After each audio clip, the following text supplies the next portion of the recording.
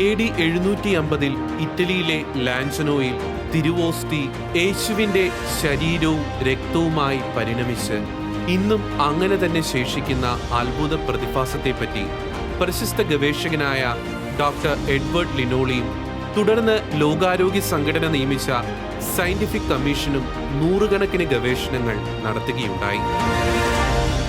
20-ാം നൂറ്റാണ്ടിൽ അർജന്റീനയിലെ ബ്യൂണസ് ഐറസിലും ദിവ്യകാരുണ്യ അത്ഭുതം സംഭവിക്കുകയും അന്ന് കർദിനാളായിരുന്ന ഫ്രാൻസിസ് പാപ്പയുടെ നിർദ്ദേശപ്രകാരം മാംസരക്തങ്ങളായി പരിണമിച്ച തിരുവോസ്തിയുടെ ഒരു ഭാഗം അതിന്റെ ഉറവിടം വെളിപ്പെടുത്താതെ UN അവാർഡ് നേടിയിട്ടുള്ള പ്രശസ്തനും ഒപ്പം നിരീശ്വരവാദിയുമായിരുന്ന ഡോക്ടർ റിക്കാർഡോ കസ്റ്റാനിയോന് വിശുദ്ധ പഠനങ്ങൾ നടത്തുവാനായി വിട്ടുകൊടുത്തു.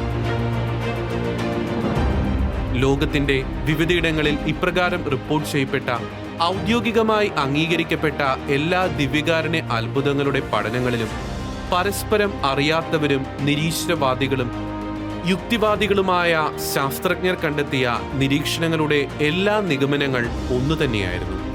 അവ ഇപ്രകാരമായിരുന്നു: മാംസവും രക്തവും AB രക്തഗ്രൂപ്പുള്ള മനുഷ്യൻ്റെതാണ്. തീവ്രമായി മർദ്ദിക്കപ്പെടുകയും ഹൃദയഭാഗത്തിൽ കുത്തി മുറിവേൽപ്പിക്കപ്പെടുകയും കഠിനമായ വേദന അനുഭവിക്കുകയും മരണകാരണമാകുന്ന മുറിവുകളും ക്ഷതങ്ങളുമേറ്റ് മരണവേദനയിൽ പുളയുന്ന ഒരു മനുഷ്യന്റെ ജീവനുള്ള ഹൃദയ മാംസപേശികളാണ് അവയിൽ അടങ്ങിയിരിക്കുന്നത്.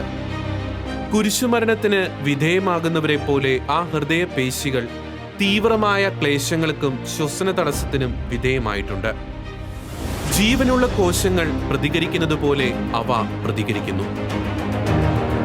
മരണനേരത്ത് യേശുവിനെ പുതുപ്പിച്ചിരുന്ന ടൂറിൻ തിരുക്കച്ചയിലെ രക്തഘടനയും 8-ാം നൂറ്റാണ്ടിലെയും 20-ാം നൂറ്റാണ്ടിലെയും ദിവ്യകാരുണ്യ അത്ഭുതങ്ങളിലെ രക്തഘടനയും ഒരേ മനുഷ്യൻ്റേതാണെന്ന കണ്ടെത്തൽ തിരുവോസ്തിയിൽ തുടിക്കുന്നത് യേശുവിൻ്റെ തിരുഹൃദയത്തിലെ ജീവനുള്ള പേശികളാണെന്ന് അസന്നിഗ്ധമായി പ്രഖ്യാപിക്കുന്നു.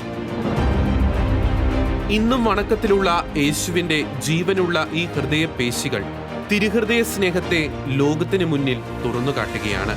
ലോകം മുഴുവനെ പ്രതിയുള്ള സ്നേഹത്താൽ തുടിക്കുന്ന അവിടുത്തെ ജീവനുള്ള തിരുഹൃദയം തന്നെയാണ് വിശുദ്ധ കുർബാനയെന്ന് സ്ഥിരീകരിക്കുകയാണ്.